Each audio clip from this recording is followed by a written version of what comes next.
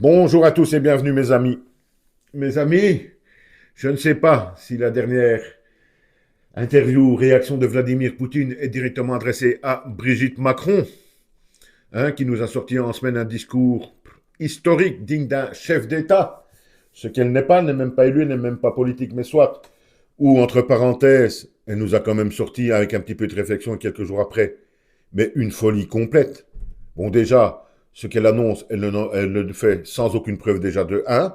Mais alors, si on réfléchit un petit peu, mes amis, Brigitte Macron nous a quand même dit que les Russes, donc, prenaient, kidnappaient des enfants ukrainiens, les ramenaient chez eux, et puis les dispersaient sur le front pour combattre aux côtés des Russes contre l'Ukraine.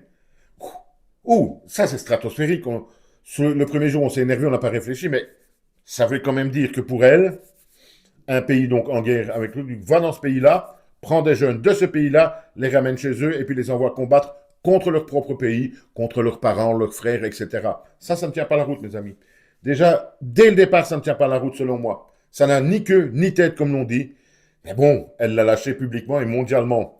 Évidemment, évidemment, mettons-nous 2 secondes à la place des Russes. Et ça doit faire mal aux oreilles, ça. Ça doit faire bouillir dans la tête de telles accusations à Brigitte Macron. Et donc Vladimir Poutine, qu'est-ce qu'il nous dit maintenant? Que non. Et c'est la centième fois qu'il le dit. Il en a marre, le gars. Non, la Russie n'a pas l'intention d'attaquer l'Union européenne.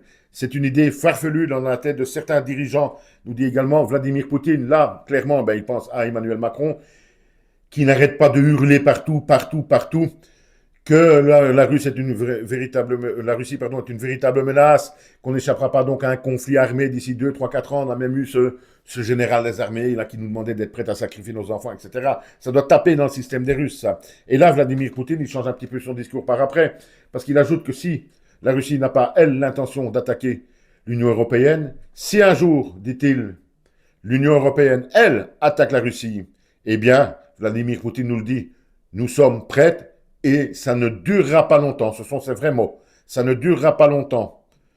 Il rajoute également, pour bien faire comprendre et bien faire passer le message, que contrairement à ce qui se passe donc en Ukraine au Donbass, où la Russie agit patiemment, avec réflexion, dans le calme, et par des frappes bien souvent chirurgicales, ça on peut le comprendre.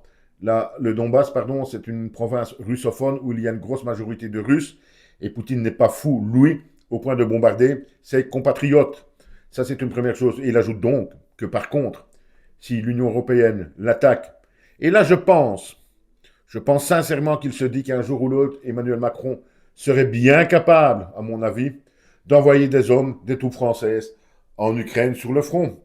Je pense que Vladimir Poutine commence à se dire maintenant que Emmanuel Macron, il lui reste 1 an et demi, qu'il ne gardera donc pas le pouvoir, mais que par contre, si la France est en guerre, il pourrait le garder et que c'est un risque que Emmanuel Macron pourrait prendre. Je pense que Vladimir Poutine pense comme ça, et je crois qu'il n'est pas le seul.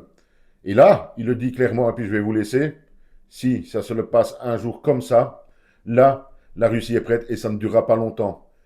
Et quand vous faites un peu de recherche sur les puissances militaires, un petit peu à travers le monde, je pense que s'il y a bien une puissance militaire après les Américains à ne pas aller titiller, c'est bien la Russie. Juste comme ça, un petit chiffre au passage. Rien qu'en avion de chasse, en avion de combat, la Russie en possède 810. 810 avions de combat. On ne parle même pas des missiles hypersoniques, etc. Et on prendrait donc un jour le risque d'aller les titiller. Il faut être complètement fou. Complètement fou.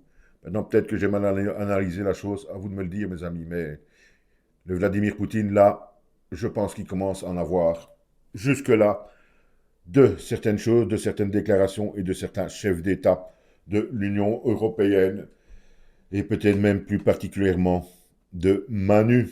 À bientôt, mes amis.